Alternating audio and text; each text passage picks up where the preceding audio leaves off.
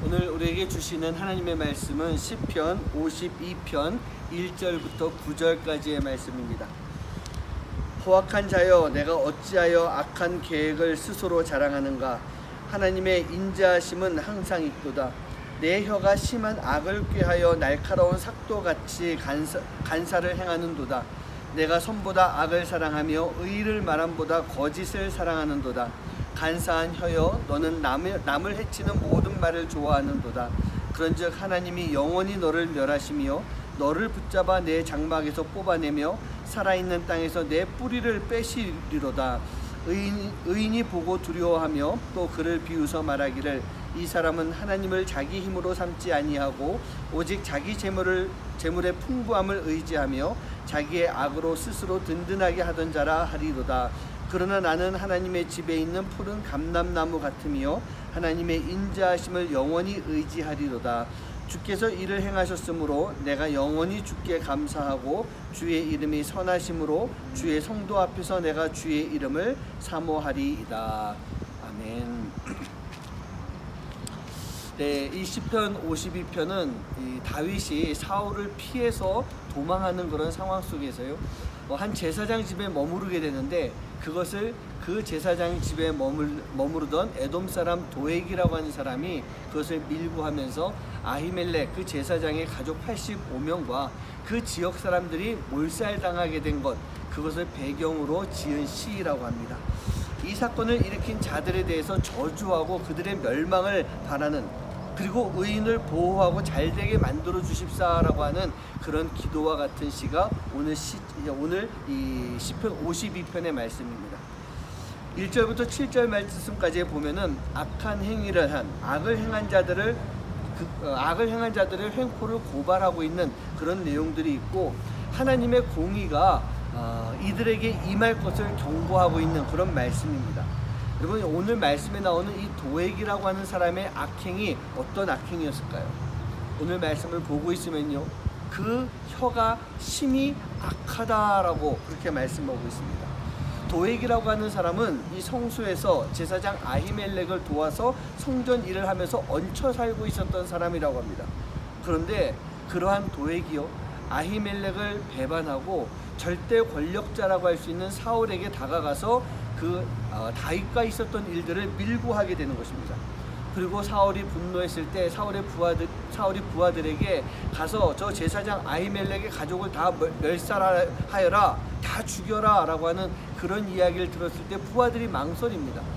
그때 이 도액이 나타나서 앞장서서 자기가 모셨던 아히멜렉 그 사람을 죽이고 그 가족들을 죽이고 그 지역 사람들을 죽이는 일에 앞장섰던 사람이 바로 도액입니다.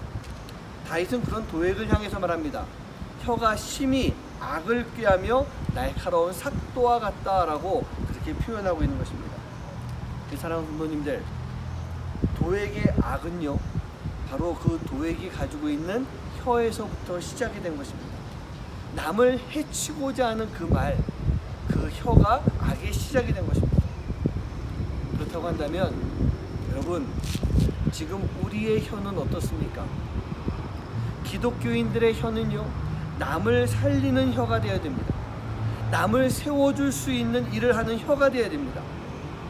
그런데 우리 또한 도액과 같이요, 남을 죽이는 일에 앞장서고 있는 혀가 우리의 혀가 될 수가 있다는 얘기예요.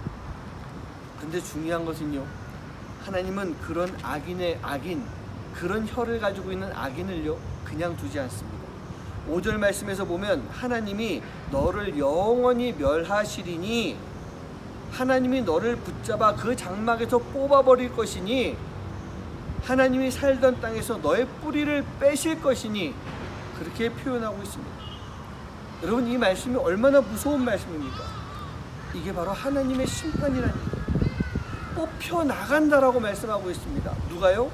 악한 혀를 가지고 남을 해치는 자들은 하나님께서 분명하게 뽑아버리시고 뿌리까지 제거하신다라고 하는 그런 말씀입니다. 사랑하는 성도님들, 우리의 혀는요, 선해야 합니다. 선한 혀가 되어야 됩니다. 그 혀가 선할 때 사람을 살릴 수가 있고, 그 혀가 선할 때 그 선한 혀를 가지고 있는 사람이 푸른 감람나무 같아진다라고 하는 그런 말씀을 하고 있어요. 여러분, 푸른 감람나무는요, 이스라엘 땅에 가면 어디든 자라고 있는 것이 감람나무입니다. 그렇다고 이 말씀이요, 흔해 빠진 것이다 라고 하는 것이 아니에요. 올바른 혀를 가지고 있는, 선한 혀를 가지고 있는 사람은 바로 하나님의 땅에, 하나님의 처소에 어디든 머무를 수가 있다라고 하는 그런 말씀을 의미하고 있는 것입니다. 다윗이 본인을 두고 한 말이 그 말이에요. 나는 푸른 감람나무 같다. 하나님이 세우신 이 땅 어디에서든지 나는 거할 수 있는 그런 푸른 감람나무와 같다. 그렇게 표현하고 있습니다. 여러분들에게 도전합니다. 여러분, 지금 여러분들의 혀, 나의 혀는 어떤 혀를 가지고 있습니까? 내 혀가 악한 혀의 그 모습을 하고 있었는지, 아니면 선한 혀가 행하고 있는 그 일을 하고 있었는지, 오늘 하루 깊이 묵상해 볼 수 있는 여러분 되시기를 주님의 이름으로 간절히 축원합니다. 기도하겠습니다. 하나님은 우리를 만드실 때 하나님의 형상대로 우리를 만들어 주셨습니다. 하나님의 형상이라고 하는 것은 아름다운 마음을 가지고 있는 것이고 아름다운 속성을 가지고 있는 그런 모습일 텐데, 우리가 어느 사이인가 세상 속에 사단에 휘어잡혀서 사단의 형상을 가지고, 사단의 혀를 가지고 살아갈 때가 얼마나 많이 있었는지요. 하나님, 우리의 혀가 선한 혀가 되기 원합니다. 선한 혀가 되어서 멸망당하지 않고 하나님이 세워주신 그 자리에서 아름답게 살아가며 많은 영혼들을 살리고 세워줄 수 있는 정말 푸른 감람나무와 같은, 어디서든 필요하고 어디서든 살아갈 수 있는 그런 푸른 감람나무와 같은 모습이 되도록 인도하여 주시옵소서. 감사드리며 이 모든 말씀 예수님의 이름으로 간절히 기도하옵나이다. 아멘. 아침마다 새롭고 늘 새로우니 주의 성실이 금이라, 성실하신 주